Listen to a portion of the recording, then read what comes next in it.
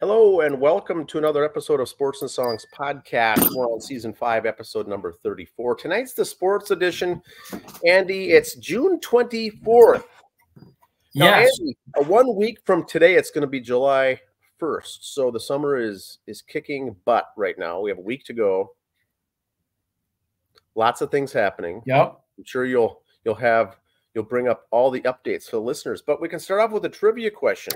Fire away. What happened 1 year ago today at Coors Field in Denver, Colorado? Something happened, Coors Field, on the baseball field, that is, 1 year ago today. All right. And we'll get to that answer. We have lots of sports, so let's kick it off here and see what we've got to get the listeners up to speed. First of all, we'll start with the before mentioned, ever awaited newest tattoo. There it is. Yes, new ink. Yeah, skull and butterfly, and everybody goes, what the hell's that? Okay. Well, intern Abby and I went and got those together, kind of a late Father's Day gift. This is a takeoff of a tattoo my dad had. Oh, really? Skull and butterfly. So we kind of cleaned it up a little bit, didn't make it look so much like his, kind of give it our own little twist. And okay. I like it. There we go. Wild Rose out with Coney. Give her a look up. Go out there, tell her, good gal. Fun place. If you're in the getting ink, go see her out there, call. Now, when we were there the other day, she's booked out through November, so don't try to get something quick. Oh, really? Get that Christmas present tattoo. Check her out. Wow. Okay. Interesting. State Baseball High School League finally got to finish up. Let's go through the finals here. So congratulate our champions. A. Springfield over Parker's Prairie, the 4 seed over the 2 seed. Foley, the 4 seed, loses to the 2 seed Rockford 6-0 if it was a soccer match. Yes.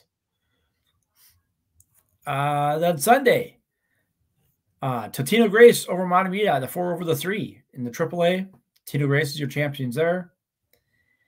And Eastridge over Mounds View, the 3 over 5. Notice there was not one number 1 seed even in the finals for this. And all 4 brackets. I watched some of these. I was watching these on the brackets when they got updated. And right away, I think, teams were getting knocked out in the quarterfinals. It was a double elimination tournament. So then you saw some teams go and then got kicked out later in the consolation, 3rd place game. I mean, this is up for grabs. And this is always interesting to watch who wins here because it's a crapshoot. These are some talented teams here. Yeah. Throw the rankings out the door, as they say. Yeah, it's very interesting. Couple Major League Baseball notes here. Here's the standings. We're mostly bets and twins here, so we're going to cover just these 2 brackets or divisions for the rest of the year here. Mets 13.5 out of first, but a game back in the wild card still. Going into as of this morning. Okay. Mets are off today with a 3-game set with the Yankees. So the Subway Series, as they call it. Twins, 2nd place, game up in the wild card, so they're holding on there, so they're good. The Sports and Songs 80s baseball stat of the week. I like it. This could have almost been a trivia question. You hear the stat about Ricky Henderson with stolen bases. If someone stole, 60 bases a year for 20 years, they still wouldn't catch him, or some unreal number like that, right? If Nolan Ryan had retired in 1982 instead of 93, he'd still have the all-time record for most walks. I see. Okay. If he went 11 more years, he didn't need to. He'd still have the record for most walks. Well, that's interesting. Okay, 11 years. He already had the career major league record, and it just beefed it up. He just padded the number. So there's another record I think will never get touched. All right, my beloved Mets. Here we go. Yes. Pardon me if I get a little misty here. Okay. Okay, last night in the game, Mr. Diaz was tossed for having sticky stuff on his hands. He said afterwards, he goes, I use the rosin, I use a little sweat and some dirt, like I always have, basically like every other pitcher always does. He never got to throw pitches. He comes in from the outfield. They check him right away. They look at it. To quote a line from the movie The Replacements, they claim his hand looked like he jerked off an elephant, you know. And he goes, there's nothing on his hat, nothing on his belt, because it's just he'd done the rosin and the bullpen, dirt and sweat, good to go. And you could tell there was stuff on his hand. I'm not going to lie. When they showed the camera angle on ESPN, you could tell there was stuff on his hand. So they tossed him for a guy to pitch in. Now, I've seen times when a pitcher's come in like that, and the umps have basically said, hey, go wash your hands and come back and you can pitch. They never gave him that chance. Now, is it because it was ESPN and because it was a big-name reliever? These umps wanted to make a name for themselves? I don't know. You know what? I don't care. Just make it all the way around. If one guy gets to wash his hands, they all can. Not saying my boy got tossed, boo on you. I'm just saying make it fair. Now, I was talking to Jeremy Quast today online, The Rock, and I says, here's my opinion. You're going to do replay. You're going to pay for extra umps, this and that. Have an ump out in the bullpen just watching these guys. Check it before he even walks in. As he's doing his warm-up pitches, check him then. All right, yeah, you're good to go. You get random checks out there. Random, like at work, a random P test. Just random checks out to the bullpen, see what's going on. Why not? You have an ump out there checking them before they even come, before you waste their time coming to the mound and everything else. Just check them out there. And that's not even a soapbox topic, Dan. No, that makes sense. So the question that I have, it's going to be convenient to do that if the bullpens are next to each other or close to each other. And most of them are now. Most of the ballparks, they are that way. So you just need one person out there, not babysitting, but out in that vicinity. And when they get announced to come in, or the manager brings them in, check them at the gate before they even come onto the field is what you're saying. Just do it right there. But save the time of them coming out and everything else. Yep. Yeah. And if the dugouts, the bullpens are on the sides, like Oakland A's, on the field on each side, you still have someone sitting there close can do anytime someone comes in, almost something like that. When someone's warming up to come in, you can get ready. So that's fair enough. Then they don't have to do it and take time away from the game. Now he didn't throw a single pitch, right? Nope. But he got announced, so he's credited. His stats will still show that he played the game. He was. I never looked at the box score to tell you the truth. I don't know. He should be 0 pitches thrown. His name should be in the pitching section of the box score, and he should be entered in the game in the right order. Even though he didn't pitch, he got introduced, and so it goes in the stats. That's what I'm assuming. I'll peek at that as we go through here. Oswald. Yeah, we'll see. And if other folks, could want to comment on that too. Like a batter, if you get pinch hit, you come in and get pinch hit, they announce you're in the game. If the something else happens and you don't finish the at bat, you're still in the game. In the box score, that is. Interesting. So they didn't say, hey, go wash your hands and come back and we'll start this thing fresh. So did they give him a warning already when the series started or something else? No. Okay, so this is the crew chief decision to say, look, he's gone. Okay, here. Thank you, Oswald. Here's the box score. He did appear in the box score. Here's the weird thing. Since he never threw a pitch, the guy before him and after him, of course, got credits for a hold, but he didn't get credit for a hold. He just had 0 innings pitched, 0 hits, zeros across the board. Okay. And then batters faced, 0 inherited runners. He doesn't list as inherited runners. Ejections. Okay. Mets pitcher Edwin Diaz ejected by third base umpire in the 9th inning. So he was in the box score, but it was all zeros across the board. So interesting. Okay. If he gets a bonus for games in, I guess that counts as a game. I don't know. Yeah. Interesting. Okay. Now, so I don't know if this ump was trying to make a name for himself. If he had something against Diaz. It could be. But typically, there's a warning of some sort to say, look, come on now. But David Cohn brought up a good point on ESPN. He goes, there's 2 rosin bags out on the mound. One's got more of a little clay stuff in it, and he goes, red clay stuff. So it's very common. You could get that on your hands. It looks like something on there, but it's all from rosin bag, dirt, and sweat. So Pete Alonso's up for a trade, and here's according to a walk-off by Bleacher Report, top 10 teams he'd go to. Some of these I have some notes on here.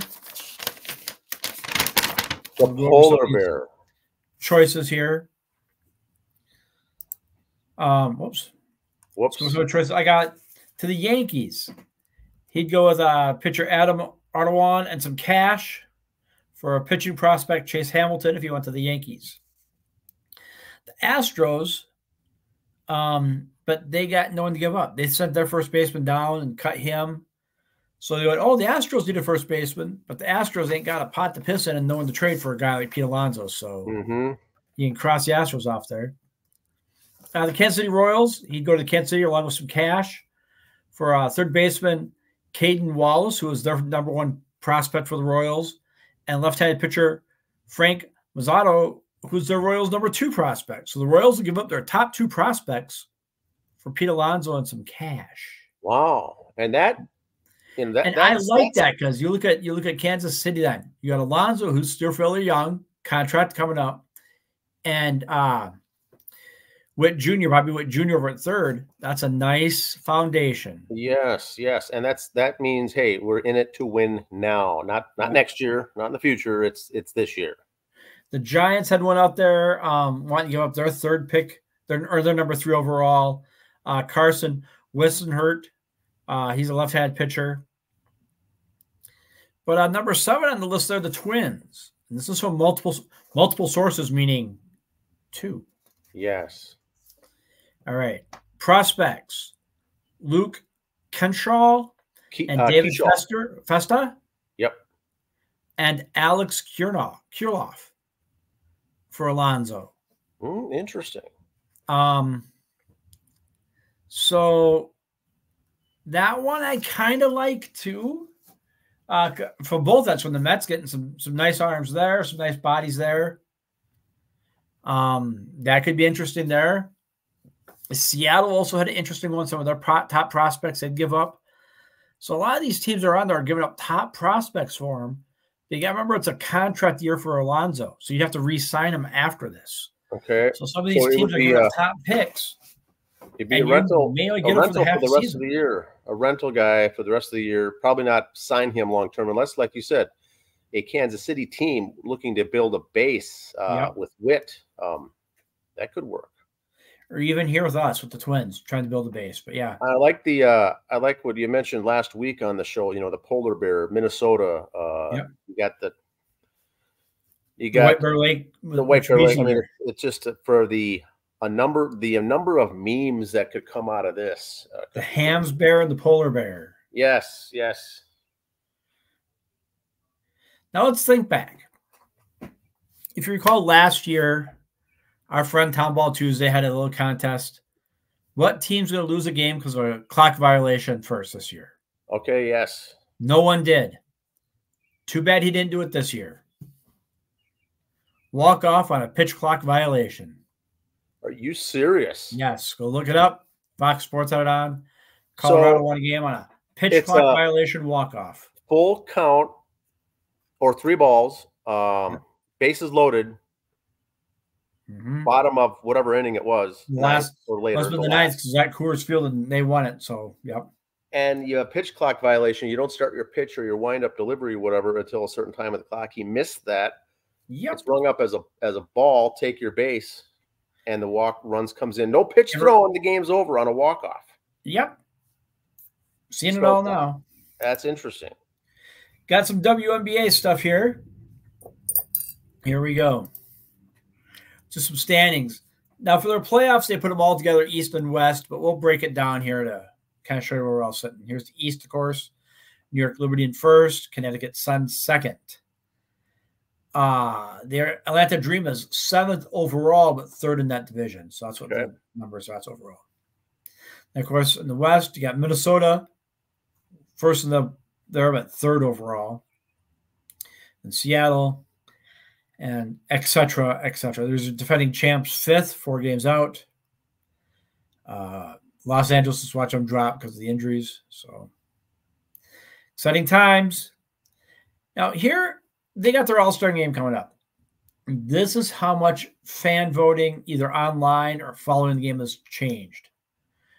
Wilson last year in 2023, had almost 36,000 first wave all-star votes. Okay. This year, she's got over 217,000. See, the fan base, it's just 170 increase, It's blowing up. Yeah, and that's just for your all-star voting. So that's like going to games. It's just fans interested enough to go online and vote. Increased by 170,000, So, yeah, good for them. Here's a nice little stat. Get ready for football. The Steelers have had 3 coaches in the last 55 years. Yes. Meanwhile, the Carolina Panthers have had 5 coaches in the last 2 years. That's true. It's the time. Pittsburgh was one of those teams that had coaches for longevity, even in today's system, in today's world. Tomlin just re-signed for some more time. So, and other teams, if it doesn't work, it's a revolving door. So in my lifetime, I've seen 3 coaches in Pittsburgh. Yes. I can't say the same for you because you are older. I don't know what you're. So. Wow. But yes, that's a good stat. The Steelers stats are always good. I liked them growing up. Now for your favorite part. Okay. Now we're talking. This moron. I think I saw this. Yes, someone posted this. A rookie, win a few games, make the playoffs. Then you could dress like you are on a way to a beach party. Until then, you look like a slob. And then not only that, he threw the pitch like 20 feet outside. Yeah. You ain't done nothing. In fact, as of last time I checked, he's not even the starting quarterback opening day. No, correct. And here he thinks he's going to a beach party after, prom somewhere or whatever. Yeah. Now, from an etiquette perspective, from a true baseball fan, going out there with the jersey open like this, with the T-shirt underneath it, is that even called for? Some people won't care. Disrespect. It's disrespect. Yeah. Now, does he need to have the Twins jersey even on? He could be out there. It's like you have to have their jersey on when you throw. He could have had just a T-shirt on or anything, but they gave him. He could have come on his Viking jersey. That would have been cool. He could have done that. And he's good at throwing footballs. No one ever said he's good at throwing baseballs, but the pitch was bad. It was horrible. I mean, he had all 4 fingers on the ball. I saw something on a poll today on Twitter saying, would you as a fan, for a Vikings fan, be upset if McCarthy didn't start an entire game this season? If he was the backup behind Sam Darnold just the whole season, would you be upset? And that's a scenario that's in play. I mean, yes, he's going to be a fan favorite down the road, but it's probably not going to be this year at all. So that's interesting.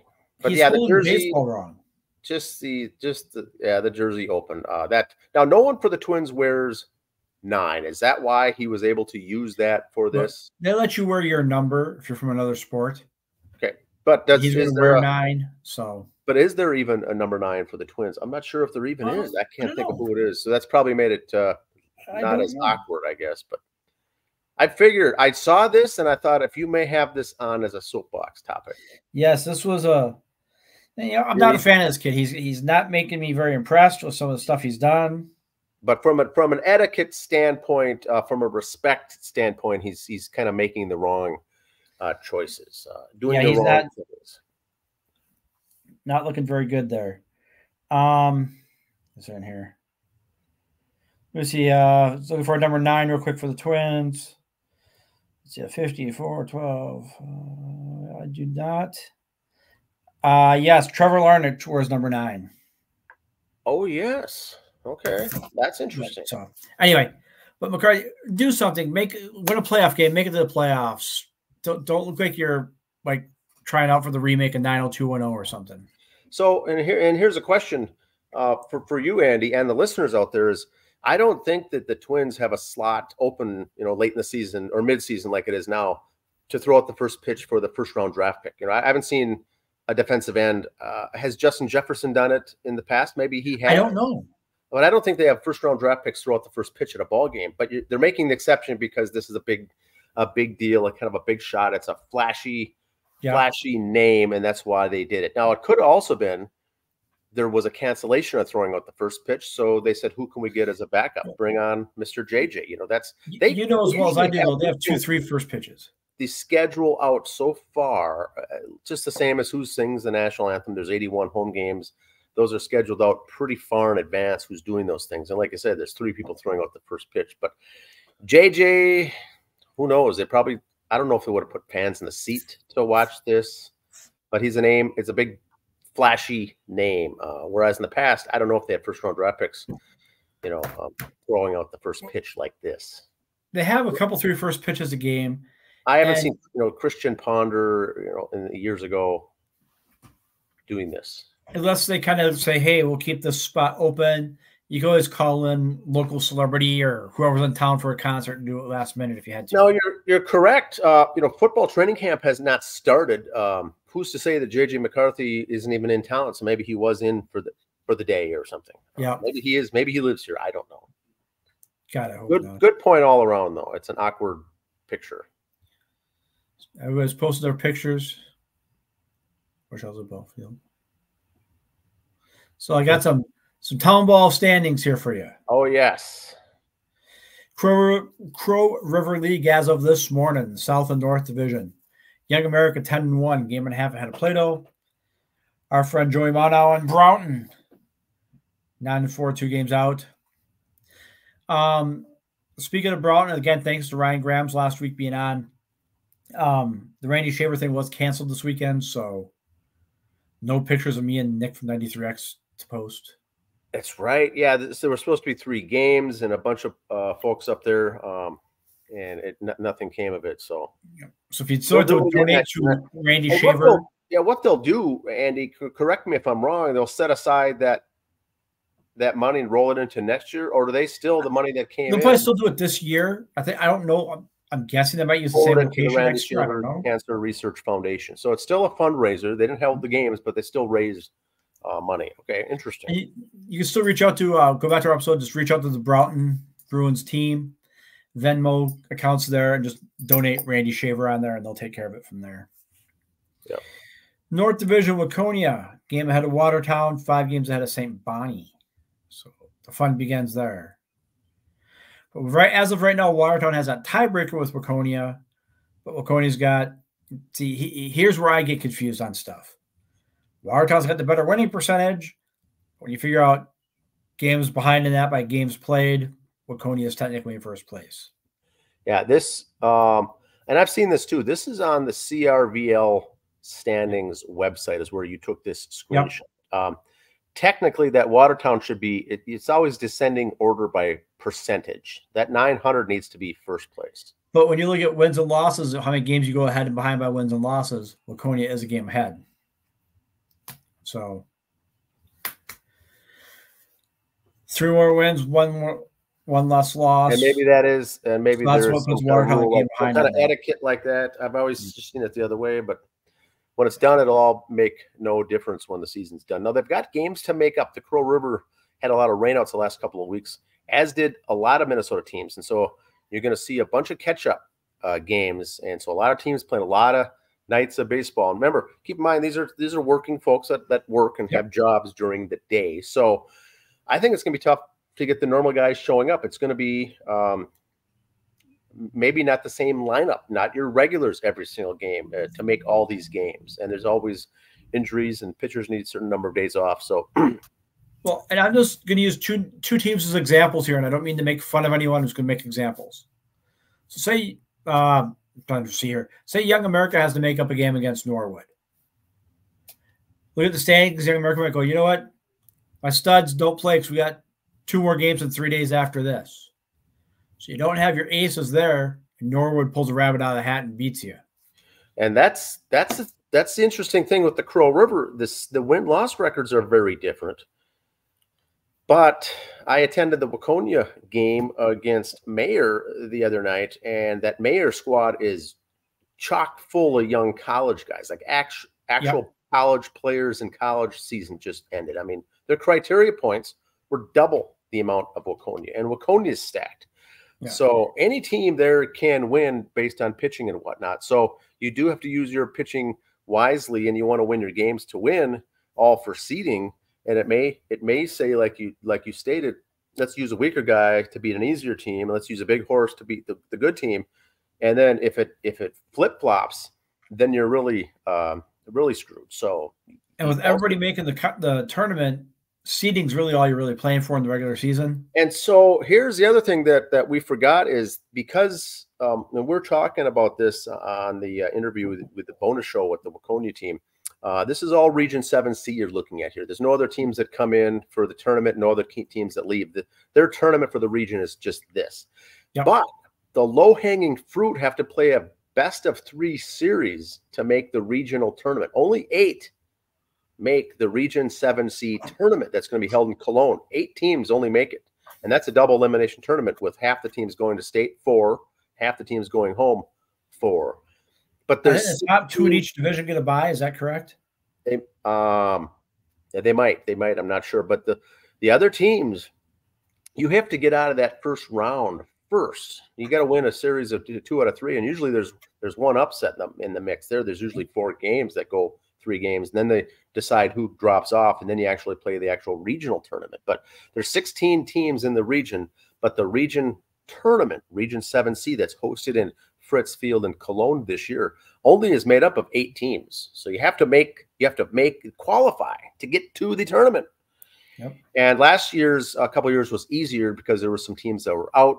Young America, for instance, moved up to Class B. Some teams had violations; they didn't make it, so it was less chance to lose out. Now, 8 are going to make it, and there's 16 total teams. Half of the league is going to be sent home packing after the best-of-3 series. Yep. That's what's going to get interesting, and that's the step here that we forgot about, is where you're going to be playing for your lives on those best of 3, and then it's a double elimination after that. So it's going to get really wild and wacky. Now, we've got an All-Star game coming up on Friday, Andy. Our team's going to send their best players to play in an All-Star game when they're trying to put their best effort to get these games in. So that's another. You got a chance to make up a game that day. Sorry, my guys aren't going to the All-Star game. We got a chance to make up a game.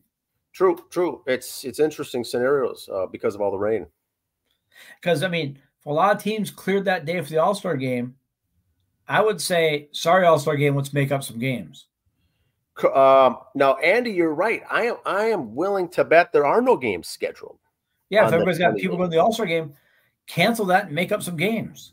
Yep. So if you've got some teams want to make up times and you got a field that's open and it has lights, you may want to throw that game in and then maybe still throw some of your subs into the All-Star game. But I know the Crow River League is having a meeting tonight. Hey, boys, throw that out as a topic. And here's the DRS League. And if that's a little hard for you to read, I kind of blew up here's the standings part. We'll just worry about this. So you got New Prague 7-2, Union Hill 7-2, Webster 5-1, half game out. Again, higher winning percentage, but you throw games played, wins and losses. Kind of that just upset Dan because I know he doesn't like that. Yes. Higher winning percentage. And I think they use the bold line here to determine who goes to that regional. That's the playoff line cut right there. So yeah. Interesting. Yeah. So those bottom 4 aren't going to be in it. And, Faribault lost a couple of their good players, and they're normally up there. And so now we see them drop down. And then, but this will be interesting. And that's all I got, sir. All right. So the other thing I was going to bring up for WNBA, I just saw the power rankings. I don't know if you follow that, Andy. Power rankings. It's on our social media every now and then. I flip up if I can. The links were 2 the last 2 or 3 weeks. Yep. I think there were 3 and then 2. This week they moved to 1. Now we saw in the standings that they're the 3rd best team or whatever, but the power rankings in the WNBA, as far as the depth and there's no injuries and everyone's doing good and playing well, they are the number 1 ranked team from a power ranking perspective. Now the Twins are coming up playing the Diamondbacks this next week. And once these 3 games get over, they're ultimately at your midway season point of the season. 81 games in, 162 games. The All-Star game falls a week or 2 after that yet. So it's not actually the halfway point is where the All-Star game. But the halfway is going to be in the 3 more games. And so what I like to put on social media, if you follow that, is the Major League Baseball power rankings. Yep. I can't really say I'm a big fan or not, but they're trying to get into doing that. Each week they revisit and publish the power rankings. So the Twins in this case are number 10. They're taking on the Diamondbacks that are number 13 power rankings. So you put all American League, National League together, do one big power ranking, 1 to 30. So for those wondering how the Twins are going to do against the Diamondbacks in Arizona, 3-game set. Diamondbacks were good the last couple of years. They're very average. They're below 500 actually, but from a power ranking, it's the 13th best against the 10th best. So look for a good matchup here. You know, playing Oakland is a different cat when they're as weak as they are, or the White Sox. But these teams in the middle of the pack, this should be a very good series. And the one after this is in Seattle for 3 games against the Mariners. And that's another team that's doing really well. So Twins have got their work cut out for them the next week. We'll see how good they do. But they'll be close to the 45 win. They'll be in the ballpark for 45 wins. That is always typically my goal. If you want to win 90, you should be at 45 wins at the halfway point. And so Twins have got to win, I think, 2 out of 3 to be at that 90 win level. The other thing is this. We had the minor league baseball. So minor league baseball actually has the cutoff in all the divisions. There's a first half of the season with the win-loss record that ended yesterday. Win-loss. Starts over the records when it starts. They go back to 0-0 and start. And the winner is already insured.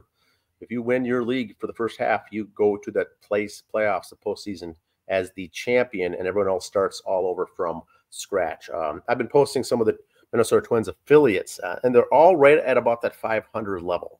Some teams are good, some are below 500, some are exactly right on 500, but overall, they're all over 500, and the Twins for the organization. So I put that out there, and that should be fun. They'll start the second half of the season here coming up for all. That's for A, AA, AAA. The Celtics won the NBA title, 4 games to 1. The Boston Celtics, I don't know how many they have career titles, but a 18. lot. And the NHL is going on right now, Andy. Game 7. Speaking of both of those, NBA's draft is coming up, and so is the NHL draft. NHL draft, you got a lot of Minnesota kids will be going. Kid from Minnetonka is expected to go 2nd or 3rd round. Channel 5 had a nice little story on him tonight. Yes, I said Channel 5 Sports did something nice. Mark your calendar. That don't happen very often. Because he was from Minnetonka, I kind of took shine to it. I get more of a kick out of the high school one, or the hockey one. You got to remember, it's like baseball. You can hear these kids drafted now. Like this kid that taught you from Minnetonka. He's going to play year minors in South Dakota. He's going to go to the Gophers for 3 to 4 years. Then he'll be ready for the minors again. So we won't see him in the pros for 4 or 5 or 6 years. But you hear him drafted now. And that's what hurts baseball's and hockey's draft is you're not going to hear these names in the pros for a while. That's why football, basketball draft gets all the juice and energy because you're going to see him in a couple of weeks going pro. J.J. McCarthy, perfect example. He's throwing out the first pitch, #1 draft choice. Everyone knows him because we're going to hear about him every Sunday. Maybe not playing. He hasn't put a jock on yet, so he will be in the mix because there's no minor leagues in pro football. One could argue that the Canadian and now the UFL serves as a minor league, kind of to work guys up into there to come out of there after a couple of years. But there's no official minor league system for that.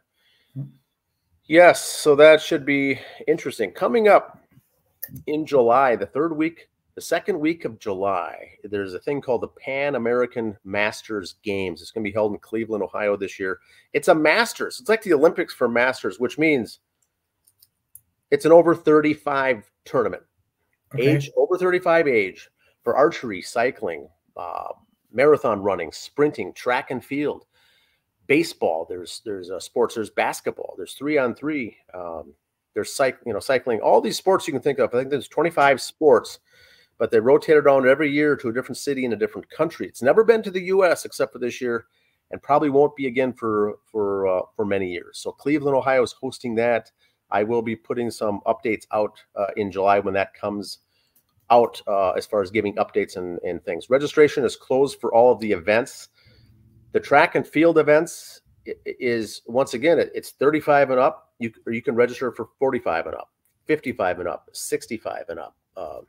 You could do a 100-meter sprint at age 65 and go with anyone who else enters from all over the world can enter. There's more than 50 countries. So it's pretty cool that they've done that now and have it here in the U.S. based. It's been in Vancouver one year, but I think before that it was in Peru and Chile and Brazil. I mean, they move all around, but it's the Masters. It's not the true Pan Am Games, but it's the Masters, which means you're not doing it for a career. You're doing it more for fun. So that's coming up. Also, there was a death in the local sports scene today.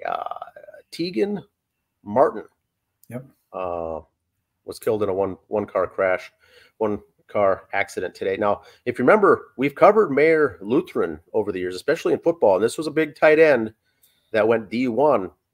University of San Francisco, I believe. He was Central Florida first, I think, or South Florida. And now he just did the transfer portal to go to Southern Florida. Southern Florida. Southern Florida. Southern Florida, yeah. No, he was at Liberty. Went to Liberty first and did not play, but it's a D1. D1 tight end. Was the homecoming king that year when he graduated at Mayor Lutheran. Well known, very good athlete. Yep. Very hard, I think, on the family what they're going through here today. But he had just transferred into the transfer portal. Central Florida, I think, was losing 3 of their tight ends due to graduation or leaving. And this would have opened him up for not simply playing last year at all. I don't think he played a single snap for Liberty. And now he would be up there, either starting or he would have got a lot of playing time. He was looking forward to that. He was a bulked up guy, 6'6" as a tight end. I think he was due for a very, very good college career. Sadly enough, passed away here in Carver County. I think that's all I've got, Andy. I got one thing. I was watching the Olympic trials of swimming from the from the dome there. Okay, now this is one thing that's always amazed me with swimming.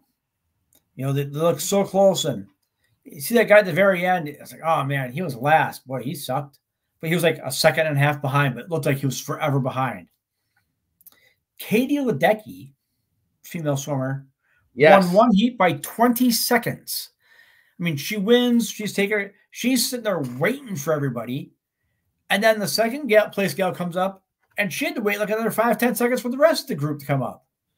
They're in the process of drying off. And yeah, she's like showered, peed, ready for the next event. I seriously think she lapped them, because how do you beat someone? And I think I could probably hold my own. I mean, if it was so many laps, maybe by 20 seconds she'd beat me, but if you're supposed to be training for the Olympics or going to the Olympics, how do you lose by 20 seconds? And I think that goes to show how good the premier athletes are versus that next tier down. And I don't know if you got a good jump or if you're not, whatever. Listen, but you look at it before, the top 8 are separated by like a second and a half. Here, now I get it, it's prelims you're trying, but how does I don't care how good you are, how do you beat the pack by 20 seconds? It's like a track and field sprint or hurdles or anything else. It's just usually there's a pack of them coming in, and you can see 1st through 8th place, done deal, and there's maybe a laggard or 2, but 20 seconds is an eternity in swimming. It's eternity. Yeah. Trivia question. Here's the answer. Yes. 1 year ago today in Denver, Colorado at Coors Field.